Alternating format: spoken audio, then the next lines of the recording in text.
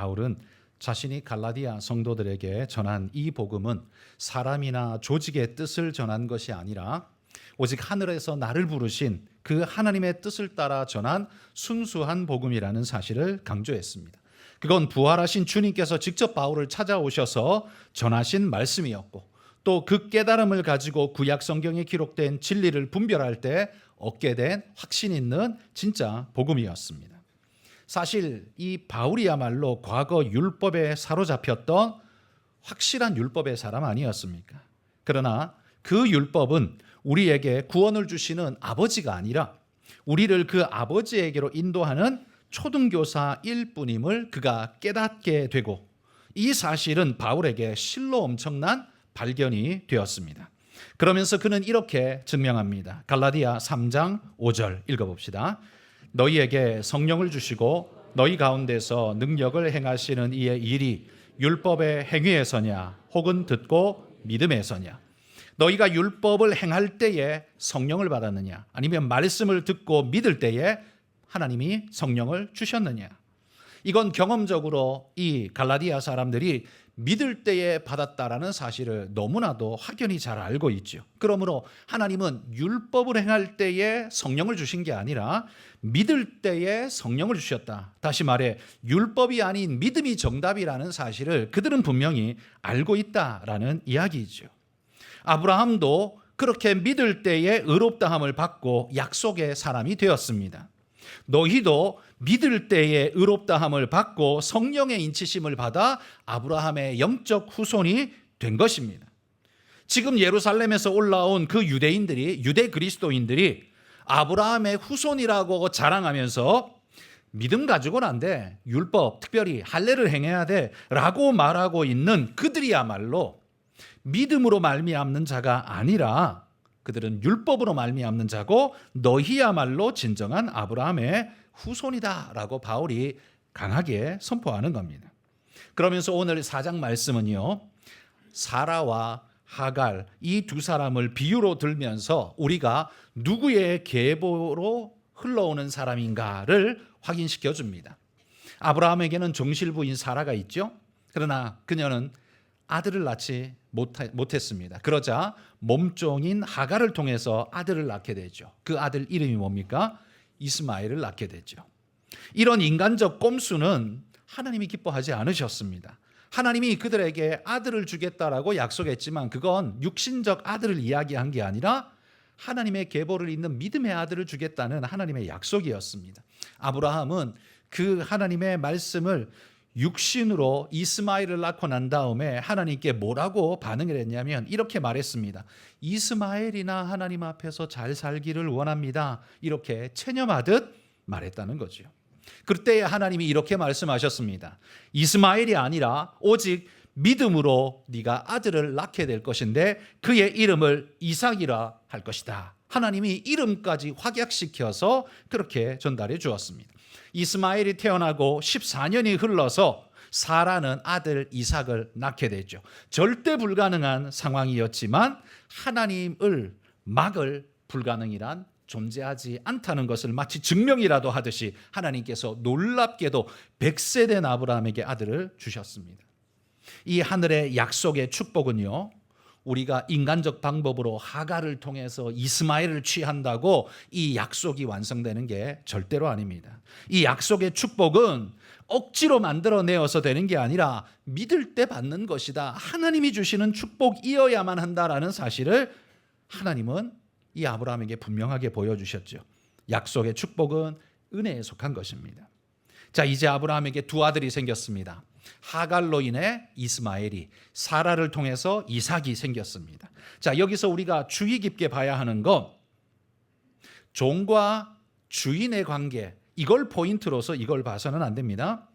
주인의 낳은 아들 이삭, 그러니까 걔가 잘난 게 맞지, 걔가 정통이 맞지, 적자가 맞지, 우리는 이렇게 그냥 조선시대의 신분사회를 대표하는 그런 개념으로 이 성경 이야기를 오늘 봐서는 안 됩니다. 만약 그런 식으로 우리가 해석하게 되면 결국 어떤 결과가 주어지냐면 아무리 잘해도 쌍놈은 안 되고 아무리 못해도 양반은 그냥 된다 라는 식으로 그런 논리로 이야기가 풀어지면 그건 절대로 성경이 이야기하는 바가 아닙니다. 성경이 여기 포인트를 짚어주는 것은 종과 주인의 신분이 아닙니다. 사실 여러분, 하갈이 이스마엘을 낳았지만 하갈이 이스마엘을 낳게 될 때에 하갈이 뭐 자원해서 그랬습니까? 자기가 계획 세워서 그랬나요? 사라가 시켜서 그거 한 거예요. 그렇다면 어찌 보면 이삭이 사라의 아들인 건 맞지만 이스마엘도 사라의 계획에 의해서 태어난 아들이기 때문에 사라와 무관하다 할 수 없습니다. 그러니까 사라 때문에 두 아들이 생겼다 이렇게 말할 수 있겠죠. 그렇다면 이게 종과 주인으로 이야기하기에는 좀 쉽지 않은 부분이 생깁니다. 성경도 그렇게 말하는 게 아닙니다. 성경이 말하는 건 인간적 방식의 몸부림과 약속을 믿고 기다리는 믿음, 바로 이 두 가지의 포인트로 나누어서 지금 설명하고 있다는 거예요. 자, 이것을 오늘 4장에서는 도식으로 아브라함 후손에게는 두 계열이 있습니다 그러면서 오늘 보여주고 있습니다. 4장을 제가 정리해서 여러분에게 설명해 드리면 도표를 한번 보시면요, 이스마엘과 이삭, 아브라함의 두 아들의 계열이 있습니다. 이스마엘은 여종 하갈에서 났고 이삭은 자유하는 여자 사라에게서 났습니다. 이스마엘은 육체적 방법을 따라서 난 자이지만 이삭은 약속을 따라서 난 자입니다. 이스마엘은 한마디로 그의 인간적 방법을 통해서, 노력을 통해서 낳았다, 한마디로 율법을 대표하는 자라고 말할 수 있다면, 이삭은 인간의 방법으로는 절대 불가능하고 오직 믿음으로 낳았다라는 측면에서 복음을 대표한다라고 말할 수 있을 겁니다. 그런 의미에서 율법이 주어진 시내산, 그리고 그 시내산으로 말미암아 지금 예루살렘에 있는, 지금 있는 예루살렘의 사람들이 큰 소리치고 율법을 중심으로 살아가는 그들은 다 이스마엘의 계열이라 말할 수 있고, 이삭의 믿음을 따라서 난 이삭의 후예들은 위에 있는 예루살렘, 그러니까 하늘의 예루살렘을 이어가는 계보의 자들이다라고 말할 수 있다라고 이야기합니다. 그리고 이스마엘은 하나님의 유업을 잊지 못할 자이지만 이삭은 하늘의 유업을 이어갈 자이며, 이스마엘은 종이지만 이삭은 아들이다라고 이렇게 둘을 비교하면서 4장에서는 계속 보여주고 있습니다. 자, 이 부분들을 제가 정리해서 오늘 여러분과 함께 이야기를 나누도록 하겠습니다. 오늘 여러분 설교를 들으실 때 주목하실 것은 이방인인 갈라디아 성도들이, 오늘 이 갈라디아서는 이방인 갈라디아 사람들에게 보내는 거니까요, 이방인 갈라디아 성도들의 입장에서 들으시기를 바랍니다. 원래 이방인이었고 이스라엘 사람 아니었어요. 아브라함의 육신의 후손도 아니었어요. 이 갈라디아 사람들은 아브라함과도 이스라엘과도 전혀 관계없었던 그런 존재들이었는데, 도대체 어떻게 아브라함의 축복의 반열에 설 수 있게 되었는가? 너무나 놀라운 축복인데 이게 어떻게 우리에게 가능했지? 이걸 바울이 지금 설명해 주는 겁니다. 이 부분을 여러분 주의 깊게 오늘 함께 들으면서 따라와 보시기를 바랍니다. 자, 먼저 오늘 본문이 갈라디아 성도들에게 주어졌다라고 했습니다. 이 수신자는 갈라디아 성도들이에요. 그럼 갈라디아 사람들이 도대체 누구냐부터 그냥 간단하게 알아봅시다. 이 갈라디아 사람들은요, 원래 갈라디아라는 땅이 지금의 터키 지역 있죠? 터키 땅의 이 동쪽편, 팔레스타인 가까이 붙어 있는 동쪽편 지역이, 거기가 갈라디아 지방이었습니다. 근데 이 사람들은 원래 여기 출신들이 아니에요. 이 사람들의 원래 출신은 어디냐면 서유럽, 그러니까 프랑스, 스위스, 독일 이쪽 지역에 살았던 켈트족 들어보셨죠? 로마 시대 나올 때 켈트족, 이방인의 그 바바리안이라고 말하는 그 야만인의 대표자로 나오는 자들이 보통 이 켈트족들이죠. 이 켈트족이 서유럽에 사는 켈트족을 갈리아인이라고 불렀습니다. 라틴어로 갈리라고 불렀는데, 그래서 갈리아 전기라는 이 시저가 쓴 그 전쟁사 책도 있지 않습니까? 이 갈리아인이라고 불렀는데요. 이들이 쫓겨나서 마게도냐 지역으로 옮겨오고, 그 다음에 에게해를 넘어서 지금의 터키, 옛날에는 성경에는 아시아라고 불렀어요. 그곳으로 옮겨가 앙카라 지역 쪽에 살다가 더 동쪽으로 가서 지금 갈라디아 지방에 정착해서 쭉 뿌리 내리고 살게 된 사람들, 그들이 갈라디아인이었습니다. 얘들이 왜 갈라디아인이 됐냐면요, 이 갈리아, 이 갈리아인, 이게 아일랜드로 갈라타이라고 불렀는데 이 갈라타이인들, 갈리아인들, 그들이 옮겨와서 사는 곳, 그들이 그 사람들을 지칭하여 부르는 곳, 그래서 갈라디아라고 이름이 그렇게 굳어지게 됩니다. 어쨌든 이 갈라디아 사람들은요, 그들의 뿌리는 켈트족이었어요. 갈리아인들. 그들은 로마 입장에서 보면 완전 야만인들이었습니다. 바바리아인이죠.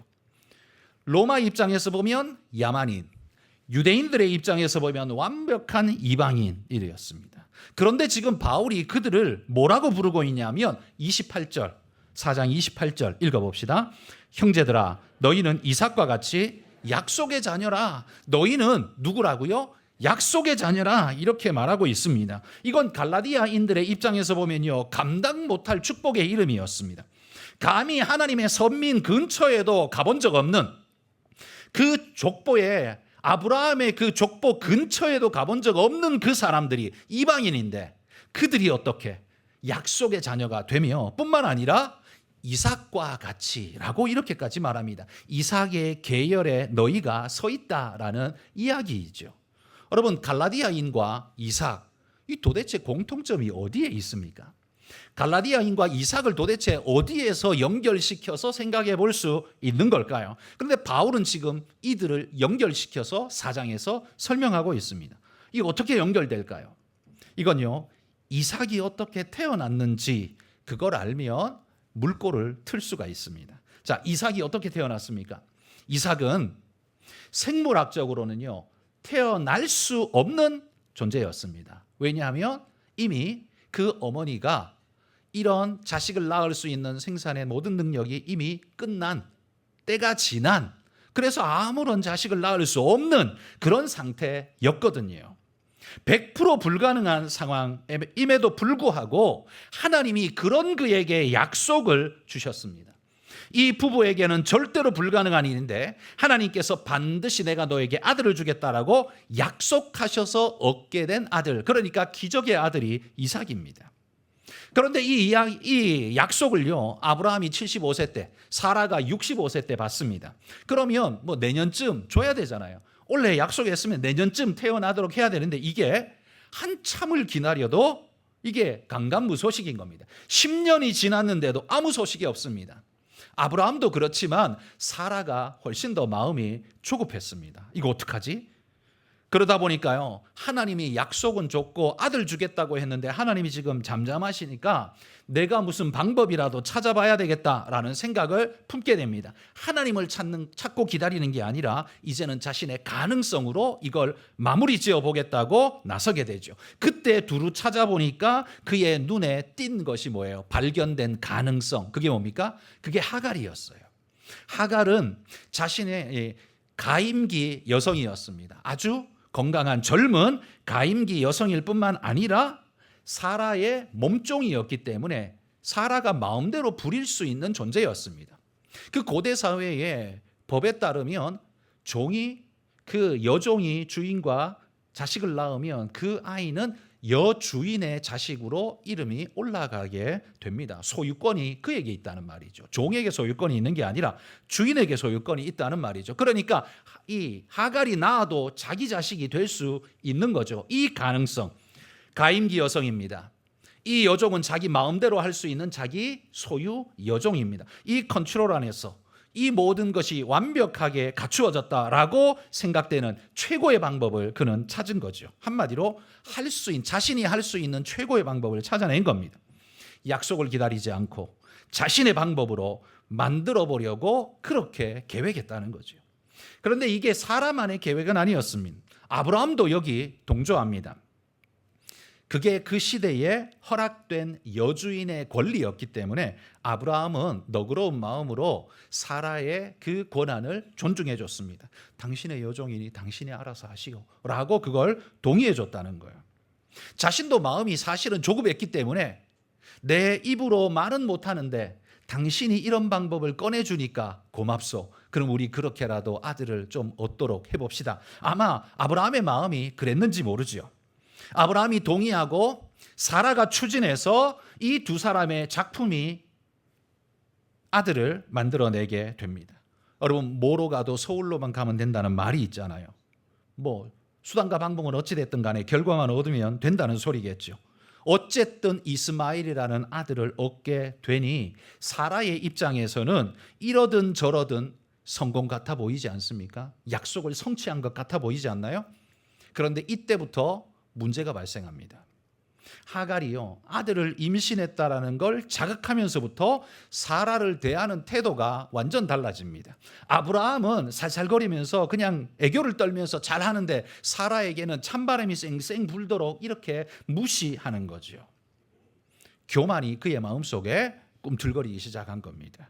그러고 보면 성경에 쓰여 있진 않지만 제가 보건대 이 하갈도 굉장한 마음의 야심을 품고 있었던 여인이었던 것 같습니다. 그냥 순수하기만 한 여종은 아니었던 것 같아요. 마음속에 이 권력욕, 욕구를 가지고 이번 기회에 뭔가를 해보리라라는 이런 의도를 가지고 있는 그런 사람이었던 것 같아요. 그런데 그 모습이 여주인 사라를 심히 분노하게 만들죠.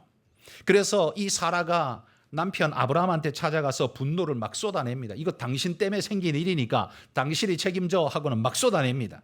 그때에 아브라함이 또 이렇게 말합니다. 당신의 종인이 당신 마음대로 하시오. 뭐 쫓아내든지 죽이든지 당신 마음대로 하시오 라고 허락해 줍니다.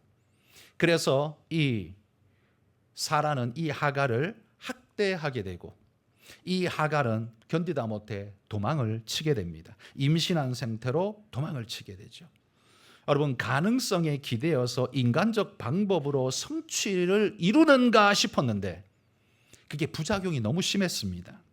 이 하갈은 도망쳐 나왔지만 하나님의 명령을 받아서 다시 돌아가게 됩니다. 사라의 수하에 복종하라. 그래서 돌아가게 됩니다. 그리고 그곳에서 우여곡절 끝에 아들을 낳게 되는데 그의 이름을 이스마엘이라고 짓게 됩니다. 그렇지만 이미 사라의 눈밖에 난 하갈이기 때문에 그의 아들 이스마엘이라고 그게 예쁘게 보였겠습니까? 아마 굉장히 불편하게 보였을 겁니다. 마음이 떠났을 겁니다. 이 이스마엘이 태어난 후 13년이 더 지났습니다. 13년이 지난 어느 날 아브라함이 99세 되던 해에 이 사라가 89세 되던 해에 하나님께서 천사들과 함께 인간의 모습을 하고 아브라함의 장막을 방문합니다. 소돔을 심판하시기 위해 내려오셨지만 그 전에 잠시 아브라함에게 들러서 이 약속을 주시려고 오신 겁니다. 내년 이맘때에 너에게 아들이 있으리라. 아니 89세에 여인인데 아들을 어떻게 놓으라고 내년 이맘때에 너에게 아들이 있으리라. 이 이야기를 합니다. 아브라함은 그냥 들었습니다만 그 이야기를 장막 뒤에서 몰래 들었던 사라가 말을 듣자마자 코웃음이 픽 하고 터져 나왔습니다. 한마디로 말해 웃기시네 뭐 이런 거죠. 이게 뭐 가능이나 한 소리야? 당신이 내 몸 상태를 아십니까? 뭐 이런 비웃는 웃음이었죠. 그때 하나님께서 이렇게 말합니다. 하나님께 능치 못할 일이 있겠느냐? 하나님 그 일을 반드시 이루실 것이다 라고 그에게 약속해 주시고는 아들이 태어나거든 이름을 이삭이라고 지어라 라고 이름까지 딱 정해주고 가십니다. 그러니까 아들 태어나는 건 분명한 사실이라는 걸 지금 확약해 주시는 거죠. 이 아들 이삭, 이 아들은요 가능성으로 낳은 아들 아닙니다. 아브라함도 사라도 가능성 제로의 상태에 있었습니다. 그런데 이 아들이 태어났어요. 그리고 사라의 손 아래에서 통제 가능한 상태 아니었습니다. 뭐 낳고 싶으면 낳고 낳기 싫으면 안 낳고 이게 아니었어요. 자기는 절대로 낳을 수 없는 통제 밖의 상태에 있었습니다. 절대로 가능성이 없는 상태, 가능성을 기대할 수 없는 상태였다는 거지요. 그런데 굳이 그때 하나님께서 이제야 아들을 주시는 겁니다. 약속하신 지 얼마 만에요? 25년 만에. 75세에 약속해놓고 100세에 아들을 주셨어요. 25년 만에. 왜? 굳이 아들 준다고 약속했으면 그냥 그 25년 말씀하고 그 다음 해에 아니면 그 다음 해에라도 아니면 3년 뒤에라도 주실 수 있잖아요. 그런데 굳이 왜 25년이라는 시간을 굳이 보내야 됐을까요? 그리고 25년이 지나고 나서야 굳이 그때가 이때에 이제 너는 낳을 것이다 라고 말하는 걸까요? 왜겠습니까? 이 약속, 그러니까 이건요, 아브라함이 아들 낳는 것이 목적이었다면 굳이 25년 기다릴 필요 없죠. 그리고 아들이 생기는 게 그냥 목적이라면 하갈이 아들 낳아주면 어떻습니까? 그 여전히 아브라함의 씨니까 되잖아요. 그런데 하나님은 굳이 왜 이렇게 25년을 기다려 절대 불가능한 상황 속으로 아브라함과 사라를 밀어넣은 다음에 그 다음에야 아들을 낳게 만드셨을까요? 굳이 왜 이렇게 어렵게 하실까요? 그건요, 하나님이 지금 약속하신 이 약속의 목적은 아브라함이 아들 낳는 게 목적이 아니기 때문입니다. 믿음이 목적이기 때문입니다. 가능성에 기대지 않는, 오직 그분의 은혜에만 의지하는 그 믿음, 그것을 가르쳐 주고 싶었던 겁니다. 여러분, 창세기 12장에 하나님께서 아브라함에게 주신 첫 번째 약속이 뭐였습니까? 너로 복이 되게 할지라. 내가 너로 복이 되게 하겠다 약속하셨어요.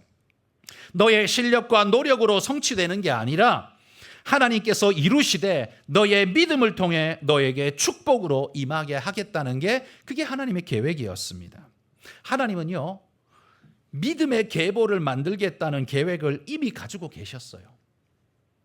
누구를 통해서라도 하나님은 충분히 그 일을 하실 수가 있으십니다. 그런데 그 일을 아브라함을 통해서 하겠다고 하나님이 지금 마음을 굳히신 거예요. 왜겠습니까? 왜냐하면 하나님이 찾고 찾으시는 그 믿음을 아브라함에게서 받기 때문입니다. 그래서 하늘의 별같이 무수한 후손을 얻게 되되, 그것은 너의 능력, 너의 가능성, 그 기회를 통해서 네가 얻는 게 아니라 오직 믿음을 통해서, 하나님을 통해서 주어지게 될 거라는 걸 보여주기 위해서 하나님은 그들의 능력이 절대로 없는 100% 말라버린 상태까지 밀어넣은 다음에 하나님이 역사하신 거예요. 그러니까 이 아들은요, 아브라함과 사라가 낳은 게 아니에요. 한마디로 하나님이 낳으신 아들과 같은 그런 모양이에요. 아브라함이요, 이 믿음으로 태어나는 족보를 여는 시작점이 되어졌습니다. 하나님이 이 땅에 믿음의 가계도를 내가 만들겠다 생각하고 이것을 누구와 함께 하랴 봤을 때 아브라함이 제일 적격이라는 말이에요. 그 믿음을 가지고 있었어요. 그래서 그 아브라함을요, 인간적 기능은 완전히 상실될 때까지 기다렸다가 하나님이 약속으로 얻은 아들을 얻게 하셨다는 겁니다. 아브라함에겐 두 아들이 있었습니다. 이스마엘과 이삭. 이스마엘은 아브라함에 의해서 태어난 아들이기는 했지만 하나님의 약속에 의한 아들은 아니었습니다. 그래서 그는 하나님의 믿음의 가계도에는 들어가지 못했습니다. 이삭은 아브라함의 아들이면서 하나님에 의해서 태어난 아들입니다. 믿음으로. 그래서 그는 하나님의 믿음 계보에, 하나님의 가계도에 그 이름이 들어가게 됩니다. 그러니까 이 이삭의 특징이 뭐예요? 전혀 불가능한 상태에서 오직 믿음으로 은혜 덧입은 자의 대표자, 그게 이삭이에요. 그게 이삭이라는 겁니다. 믿음의 아들의 샘플이 이삭이에요. 자, 그러면 여러분, 아까 제가 갈라디아인하고 이삭하고 도대체 무슨 연관성이 있느냐라는 말로 이 이야기를 시작했습니다. 자, 보십시오. 이 이삭도 인간적 가능성은 제로였지만 하나님이 오직 믿음으로 이삭을 탄생케 했습니다. 마찬가지로 갈라디아 사람들도 아브라함하고 아무 상관없고 율법과도 아무 상관없는 존재입니다. 그렇지만 하나님이 지금 이 갈라디아 성도들을 믿음으로 하나님 계보에 입적시키는, 믿음으로 태어나게 되는 은혜의 축복을 주셨습니다. 그게 이삭과 갈라디아인의 공통점이라는 말입니다. 너는 이삭과 같이라는 말이 그 말인 거예요. 아브라함에게 생물학적 능력은 끝나버렸는데, 사라에게 그 기능 끝나버렸는데, 하나님께서 믿음으로 이삭이 태어나게 하신 것처럼, 인간의 방법으로는 불가능하지만 하나님이 그걸 가능케 하신 것처럼, 갈라디아인들, 너희들도 인간적 방법으로는 불가능하지만 하나님이 믿음으로 태어나게 하셔서 하나님의 계보에 올라간 자들이 되었다라고 말하는 거예요. 이스마엘은 아브라함의 육적 후손인 것은 맞지만 여종 하갈에게서 난 아들입니다. 믿음에 의해서 태어난 게 아니라 인간적 가능성으로 만들어진 아들입니다. 그래서 하나님은 그를 믿음의 계보에 올리지 않으셨습니다. 그렇다면 여러분, 우리 자신도 한번 돌아보십시오. 여러분들이 아브라함처럼 하나님을 믿고 신뢰하는 믿음의 사람인 것은, 지금 믿음의 사람인 것은 분명하지만 여러분도 하나님의 약속을 못 기다릴 때에 어떤 부작용이 생겨요? 자꾸 시선이 인간적인 방법으로 자꾸 돌아가서 하갈을 찾고 있는 여러분을 발견하지 않습니까? 믿음이 작동돼야 되는데 두려움이 밀려오며 믿음을 잠시 접어두고 인간적 방법, 사람이나 돈을 찾아서 여러분 눈을 자꾸 딴 길로 돌리지 않나요? 그래서 그것이 해결되나 싶은 만큼 이스마엘이 태어나지만 그게 진짜 여러분에게 해결이 되던가요? 그게 안 된다는 말입니다. 우리 그리스도인들도요, 살아가면서 이삭을 낳을 수도 있고 이스마엘을 낳을 수도 있습니다. 여러분이 그 어려움의 순간, 위기의 순간, 두려움의 순간에 그래도 믿음을 붙잡아야 되는데 그 순간 방법을 붙잡으면 뭐가 태어나요? 이스마엘이 태어난단 말입니다. 하나님이 기뻐하지 않는, 하나님의 계보에 들 수 없는, 하나님의 축복이 주어지지 않는 이스마엘이 태어난단 말입니다. 여러분, 우리는 그런 일을 행하지 않고 오직 이삭의 계보를 이어갈 수 있는 믿음의 일을 감당하는 그런 여러분들이 되시기를 소망합니다. 여러분, 뭔가를 행하여서 얻어내려고 한 것이 이 사라가 하갈을 통해서 이 아들을 인간적으로 아들만 얻으면 되잖아. 하나님이 아들 약속했으니까. 그러면서 그렇게 인간적 방법으로 노력한 것이 율법의 모양과 너무 닮았다는 거야. 율법이 뭐예요? 그들이 노력하고 수고하여서 이루어야 하는 명령, 그게 율법이잖아요. 그러니까 사라가 인간적 방법을 동원해서 목적을 성취하려고 달려가는 그 모습은 뭘 닮았냐? 복음을 닮은 게 아니라 율법을 닮았다는 말이에요. 그래서 바울이 24절에 이렇게 말합니다. 4장 24절 읽어봅시다. 이것은 비유니 이 여자들은 두 언약이라. 하나는 신의 산으로부터 종을 낳은 자니 곧 하갈이라. 하갈이 하나 등장하고 사라가 또 나중에 등장하게 되죠. 근데 여기 보면 하갈은 비유니라고 말하면서 이 여자들은 두 언약이라. 두 언약이 뭐예요? 하나는 율법, 하나는 믿음을 일컫습니다. 하나는 신의 산으로부터, 신의 산이 어떤 산입니까? 율법을 받은 산이죠. 그래서 신의 산은 율법의 대표 이름입니다. 율법을 받은 산, 거기에서 종을 낳았대요. 그러니까 육신적 방법으로, 인간적 노력으로 낳기는 낳았는데 그는 결국 하나님의 약속의 계보가 아니라 그냥 종일 뿐. 그 사람이 누구예요? 하갈이 그 일을 했고 이스마엘을 낳았다는 거예요. 여러분, 이 율법이 주어질 때 이스라엘 백성들이 하나님 앞에 어떻게 화답했냐 하면 출애굽기 24장 7절에 같이 한번 읽어봅시다. 언약서를 가져다가 백성에게 낭독하여.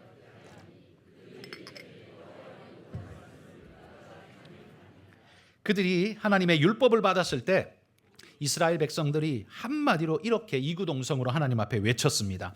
여호와의 모든 말씀을 우리가 준행하리이다.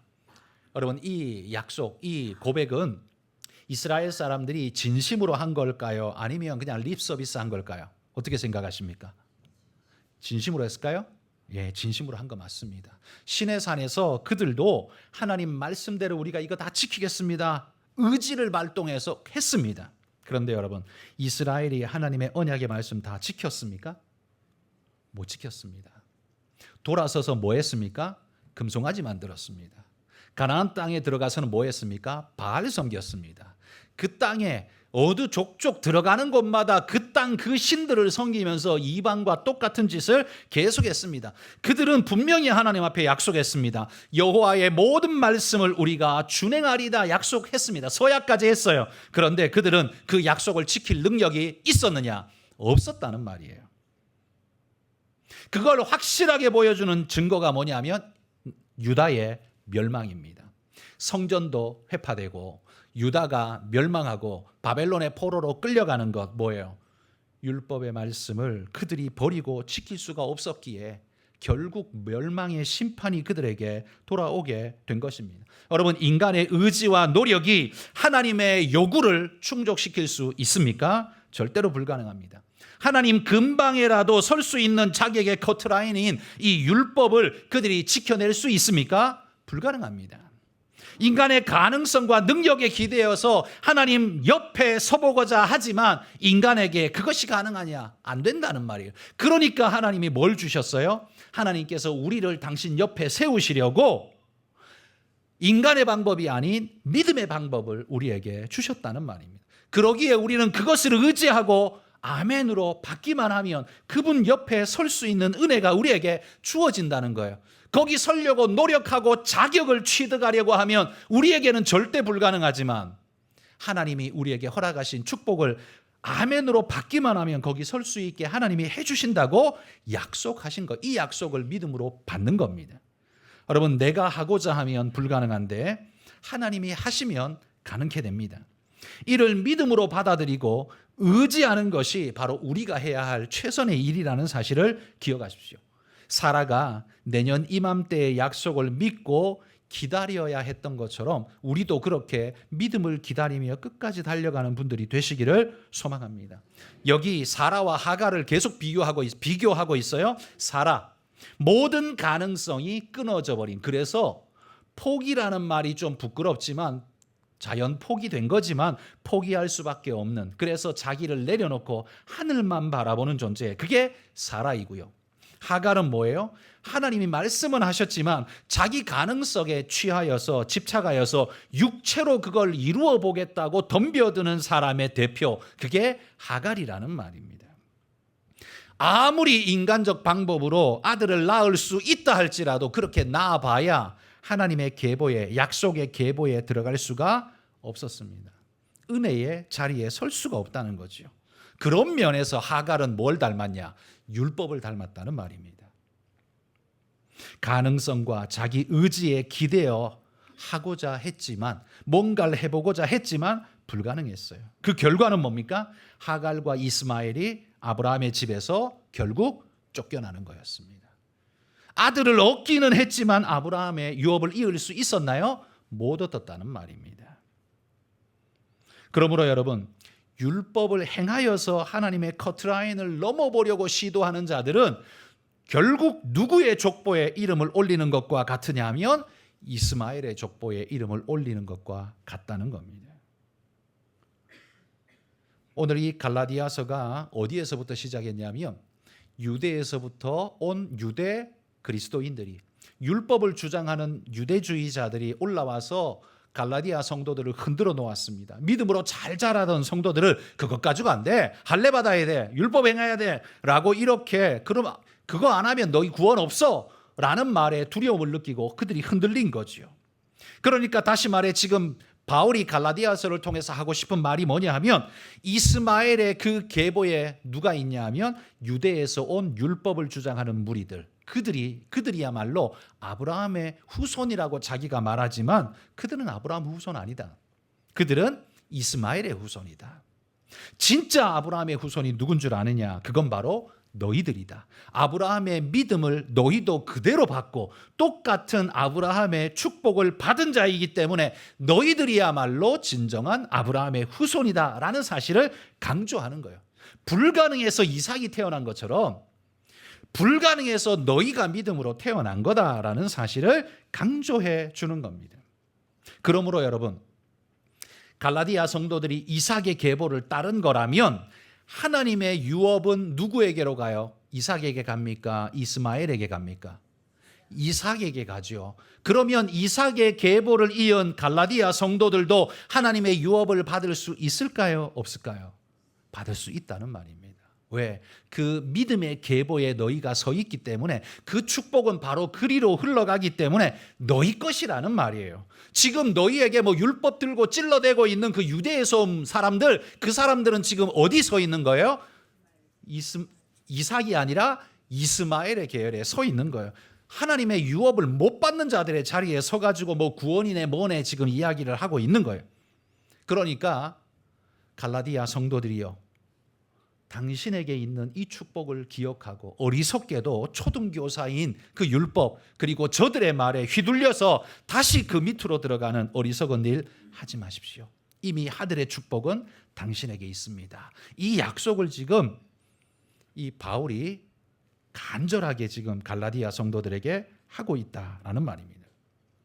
그러므로 여러분, 바울이 갈라디아서 6장 중에 4장까지 이 신학적 이야기를 깊이 있게 쏟아내었습니다. 그리고는 이렇게 말합니다. 이 약속과 믿음으로 태어난 우리들은 어떻게 살아야 할 것인가? 이걸 이제 다음 장 5장에서 우리에게 소개하면서 바울이 이렇게 말해요. 성령의 열매를 맺으며 살아야 합니다. 그 성령의 열매는 몇 가지예요? 9가지 열매가 있습니다. 그러면서 믿음의 사람인 우리는 이제 더 이상 육체로 살지 않는 우리는 성령을 따라 성령의 열매를 맺는 그런 삶을 살아갑시다라고 권면하는 말씀이 다음 장 5장에 이어집니다. 우리 다음 주에 바로 그 부분을 함께 살펴보도록 하겠습니다. 갈라디아 성도들은 육신적으로는 바바리안이요 이방인이었지만 그 불가능 속에서 믿음으로 하나님의 계보로 탄생하여 하나님의 아들로 자녀로 입적된 하나님의 위대한 백성이 되었다는 사실, 그와 마찬가지로 우리도 그런 사람이 되었다는 사실 여러분 잊지 말고 믿음으로 기쁨으로 살아가시길 주의 이름으로 축복합니다.